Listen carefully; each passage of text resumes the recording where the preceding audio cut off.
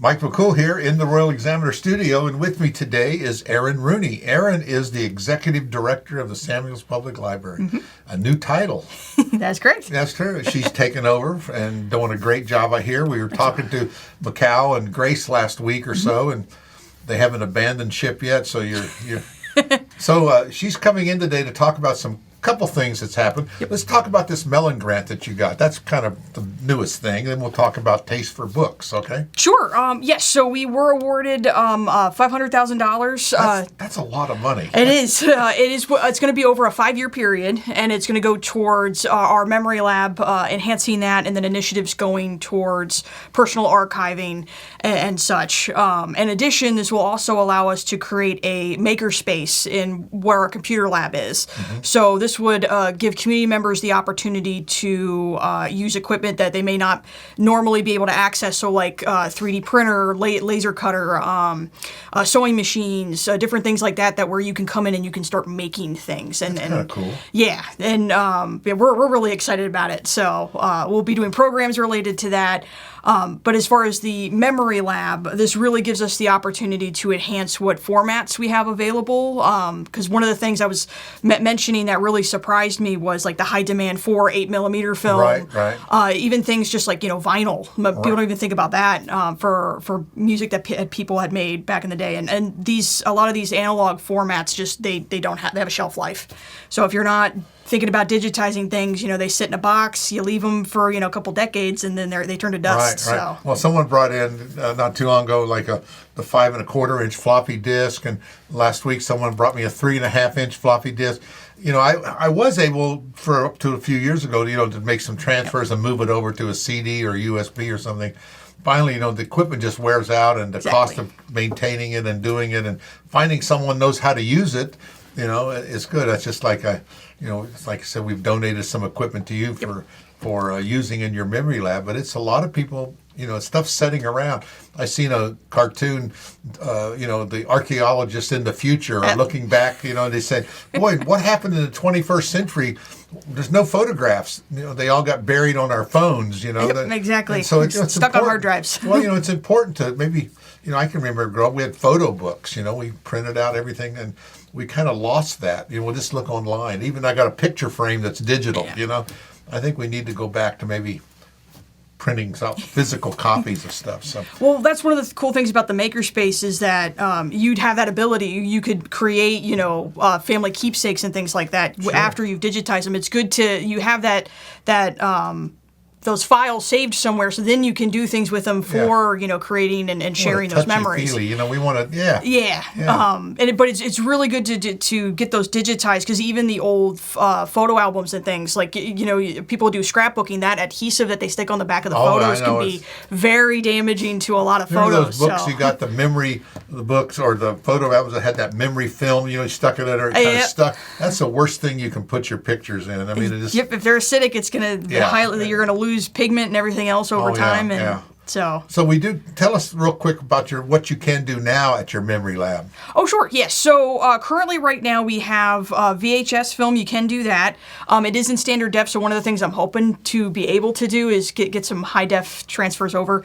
But so VHS tape, regular, just paper documents that you may have lying around, photos that you have already taken. We scan stuff, right? We have a scan that you can feed documents through. And then also just kind of like your regular film, 35mm, and then you can do currently 8mm films, and then we'll thank you so much for donating the 8mm film reel reader. We'll be able to put into that as well. So.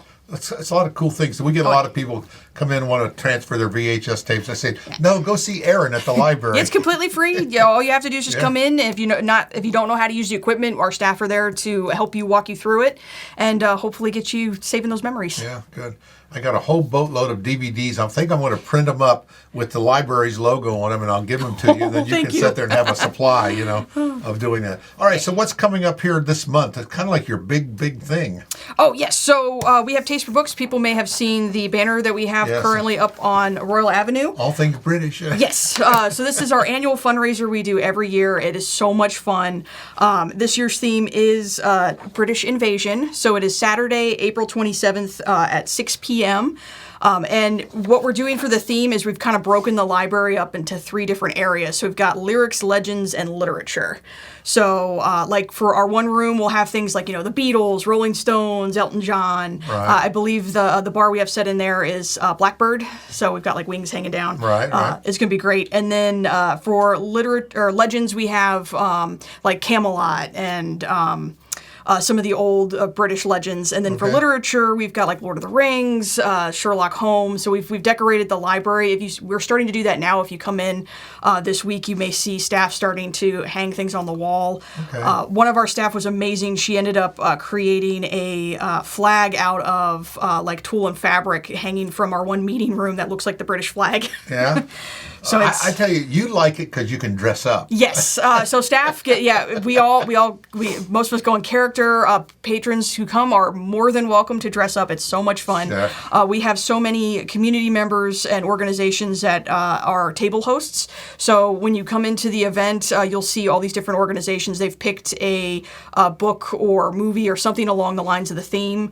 So like somebody's doing Alice in Wonderland, someone's doing Doctor Who, which is going to be great. That's one of your favorites. Yep, and we have things like best dress for costumes, best table decorations. So a lot of people go all out for it, and it's so much fun. I'll be wearing my Renaissance costume. Of course you will.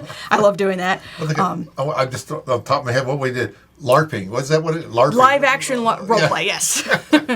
It's a ton of fun. I remember that from before, right? Yep. LARPing. Yeah, okay. So how does it, again, when is it, and are we going to be, how much is it going to cost us to come and help the library? Sure. So tickets are on sale now.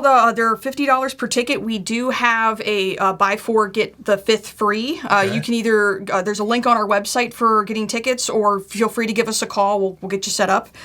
It starts at 6 p.m. We actually do have a fun little surprise event right at the beginning of the opening of the event.